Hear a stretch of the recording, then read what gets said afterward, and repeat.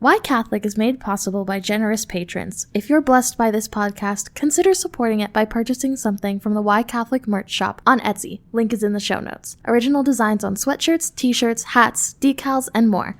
Stay tuned to the end of this episode to hear how you can get a special discount. Thanks for supporting Why Catholic. A few years ago, my family and I had the opportunity to go to northern Spain to visit some friends and to sightsee. Our friends took us to the city of Vitoria, which is the capital of the Basque province. While there, we toured the stunning Cathedral of Santa Maria Vitoria, which was completed in the 14th century and has been under heavy renovation since 1994. Our tour guide showed us drawings of Victoria in its earliest days, a couple of buildings, a few farms. It hardly looked like the city it is today. Over time, the city grew, as cities do, and as it grew, it faced a number of military threats. In the subsequent drawings of Vitoria, it depicted a city with walls, a moat, a drawbridge, and a cathedral that served as both a place of worship and a strategic military fortress. The city continued evolving as its population grew and as it faced various conflicts throughout the centuries. That included the strategically placed cathedral as well.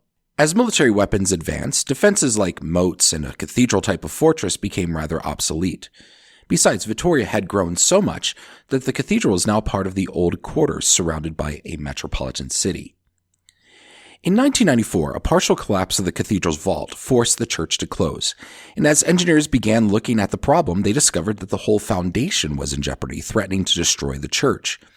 An extensive and expensive engineering project ensued in order to save the church and restore its beauty.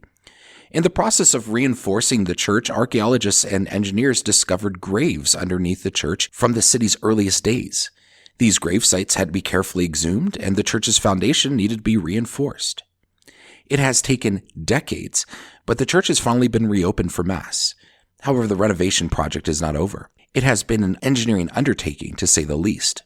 When the project is finally complete, the Cathedral of Santa Maria will serve as an example of the ingenuity of medieval architecture as well as modern engineering. Why am I telling you this? I'm telling you this because the evolution of the city of Vitoria, and particularly this Cathedral Santa Maria, serves as an analogy for the evolution of the papacy. Hi, this is Justin Hibbard, and you're listening to Why Catholic, my podcast about the what and why of Catholicism. Since episode 108, we've been focusing on the papacy. We've talked about the Jewish roots of the papacy, St. Peter as the first pope, papal supremacy, papal infallibility. We've looked at the worst popes in history as well as the greatest popes. We've looked at the history of papal elections, and we examined our current pope, our Holy Father, Pope Francis. Today, I'd like to conclude this series with a few personal reflections on the papacy.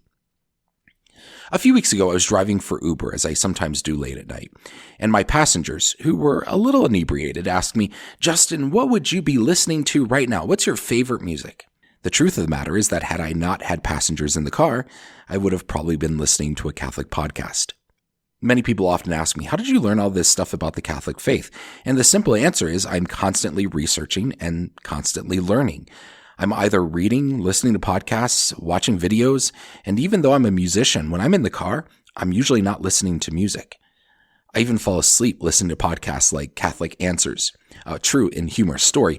Sometimes when I fall asleep listening to a podcast, the podcast becomes part of my dream. So one time I fell asleep listening to Catholic Answers, and one of the callers asked a question that I knew the answer to.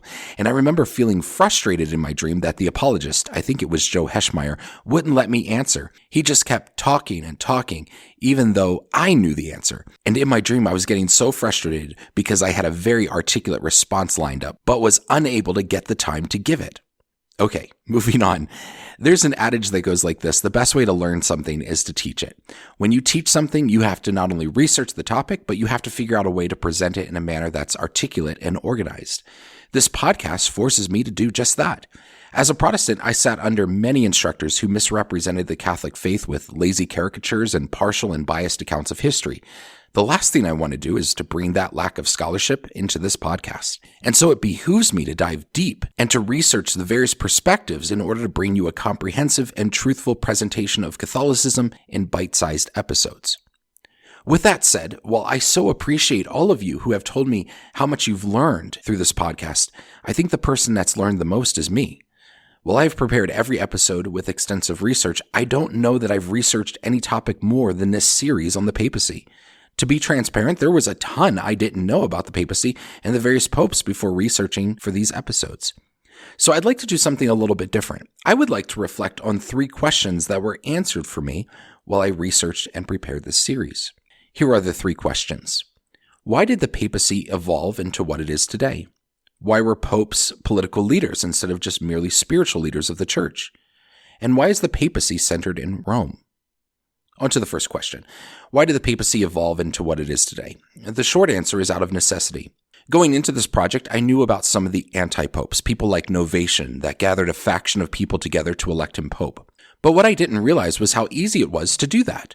Mind you, when we elect a pope today, there's incessant international news coverage. There's no question who the pope is. But that wasn't the case for most of history. Think about how news had to travel by horseback and ships over lengthy distances all the way up until the 20th century. Considering how many popes only served for a few years before their death, it's possible that some churches didn't learn who the new pope was until after the new pope was already dead and another pope was elected.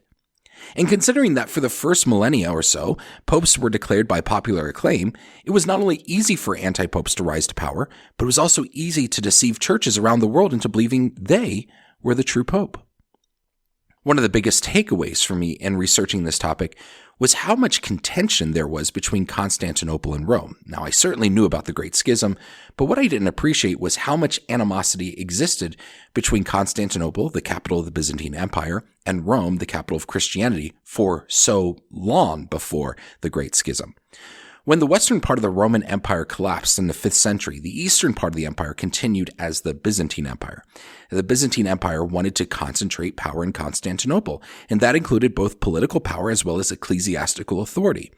Over and over, the Byzantine emperor, along with the Constantinopolitan patriarch and other church leaders, undermined the authority of the pope and went as far as to excommunicate the pope and depose those in alignment with the pope in Rome.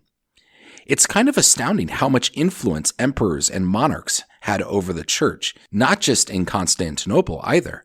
In many cases, they appointed bishops of various regions in their own countries. And during certain eras, it was expected that the College of Cardinals would consult with various emperors and kings before electing a new pope. I think we have to recognize that the separation of church and state is a rather novel idea in Western society, an idea from the Enlightenment. Between the time of Constantine I in the early 4th century to the loss of the Papal States in the late 19th century, church and state were inextricably intertwined. And when we consider many Islamic countries around the world, we can see that the separation of church, or rather mosque, and state is a very Western idea. So to answer the first question, why did the papacy evolve into what it is today? The answer is it had to. Papal elections, like we looked at in episode 114, had to evolve in order to prevent anti-popes, nepotism, simony, and other forms of outside influence and corruption. It had to be strengthened in order to counteract those opportunists who would undermine it. Now, think back on the assassination attempt of Pope John Paul II. Why does the Pope now have extensive security detail? Why does he ride in a bulletproof Pope-mobile? The answer is because there are people that want to kill the Pope and have tried. The evolution of the Pope's security is in direct response to the threat. And so, like in the opening story where we see an evolution of a city as well as the evolution of a cathedral, we see the evolution of the office of the papacy. When the proverbial ceiling collapses, leaders ask, why did this happen and how can we prevent this from happening in the future? And sometimes as they start digging into the problem, they find a foundation that needs to be secured. And this is similar to the evolution of our own leadership offices in our countries. Today's presidency in the United States looks very different than the presidency of George Washington, but that doesn't make George Washington or today's president any less of a president. In the same way, we see the evolution of the papacy, and it looks very different today than what it did during the days of St. Peter and Linus and Anacletus and Clement and so forth. That doesn't make St. Peter and his successors any less of a pope than today's pope. It merely demonstrates the evolution of the papacy, an evolution that was necessary. This brings me to my second question. Why was the Pope so political? The answer again is one of necessity. Like I said earlier, there was no separation of church and state, so who better to tend to the needs of society than the ecclesiastical leaders whose mission is to, tend to the needs of society. As for the Pope, not only was he the leader of the church, but he was the administrator of the city of Rome.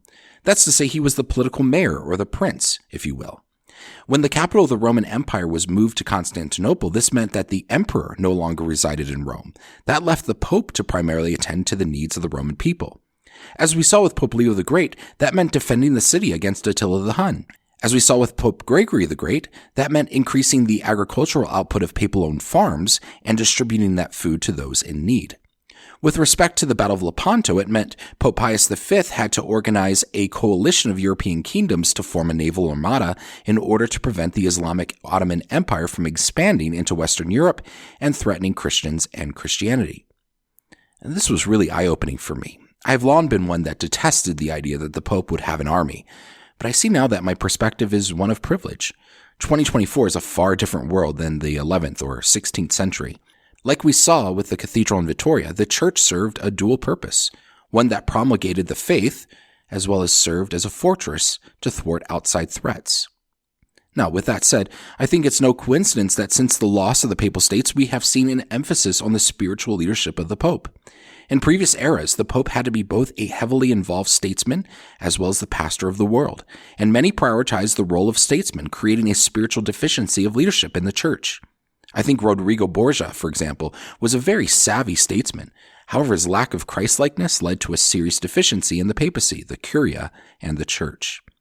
Now, as we saw with Pope John Paul II, his passion to bring Jesus to the people became a spiritual weapon of its own that ultimately toppled communist regimes.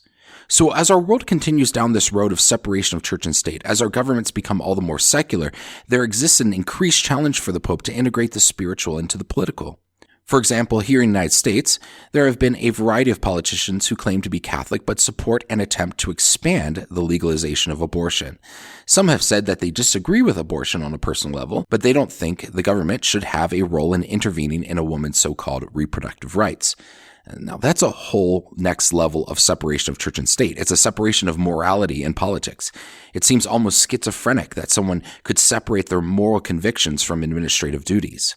And so as the moral leader of the world, popes will have to evolve politically to address not only the social oppression in religious regimes, but also the social oppression in our religious democracies, and to encourage and inspire Catholic leaders to integrate faith and morality into their roles as civic leaders. The last question is one that has puzzled me since I began this journey to the Catholic faith. Why Rome?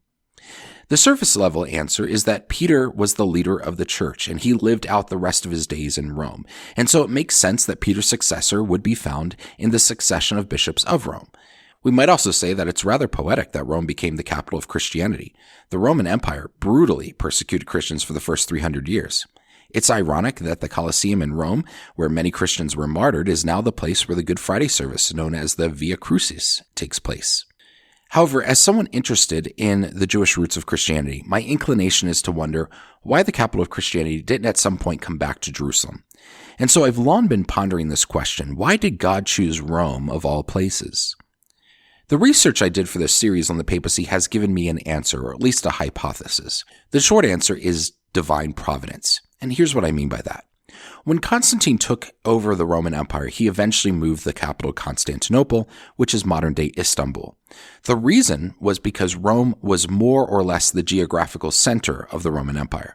And if Constantine sought to expand the Roman Empire as well as defend the Eastern Front, then he needed to be closer to the eastern side of the Roman Empire, hence Constantinople. However, Jesus did not come to create a political empire that would wage wars and expand physical territories. Those church fathers living during the time of Constantine didn't associate the expansion of Christianity with the expansion of a political empire. They were two entirely different agendas. So there was no need to move the capital of Christianity to Constantinople. And even though Constantine and his successors sought to expand the empire towards the north and the east, there were already Christian missionaries spreading the gospel in those areas. For example, St. Thomas the Apostle in the 1st century was believed to be the first missionary to India. As the centuries moved on, the Byzantine Empire, with its capital in Constantinople, faced Islamic invasions. On the eastern side of the empire, Muslims conquered the city of Jerusalem and also swooped into northern Africa, which was the southern extension of the Byzantine Empire. Muslims also invaded the western part of Europe, conquering the Iberian Peninsula, which is modern-day Portugal and Spain. Eventually, the Ottoman Empire would overtake Constantinople and go as far west as Greece and Eastern Europe, but they stopped short of the Italian peninsula. All that to say, the Italian peninsula created geographical protection for the city of Rome, which is located in the center of Italy towards the western coast. Those wanting to sack Rome would need to travel either south through the Italian peninsula or by ship. This made it all the more difficult to conquer. Had the Pope and the center of Christianity been in Jerusalem, it would have been destroyed by the Muslim invasion. Had it moved to Constantinople with the political capital, it would eventually fell to the Ottoman Empire.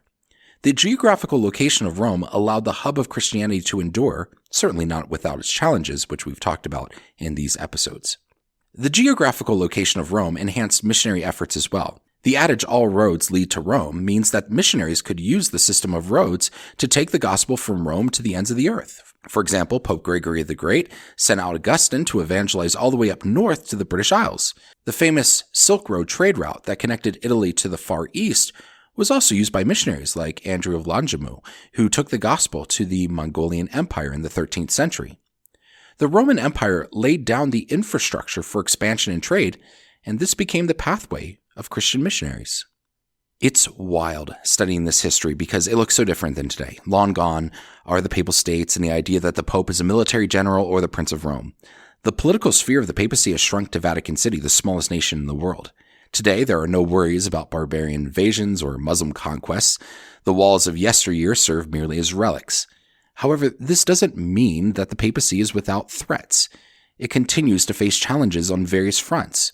Those that claim to be Catholic but disregard the moral teachings of the Holy See, clergy who abuse their parishioners, corruption inside the Curia. Then there are the threats that have been going on since the beginning of Christianity.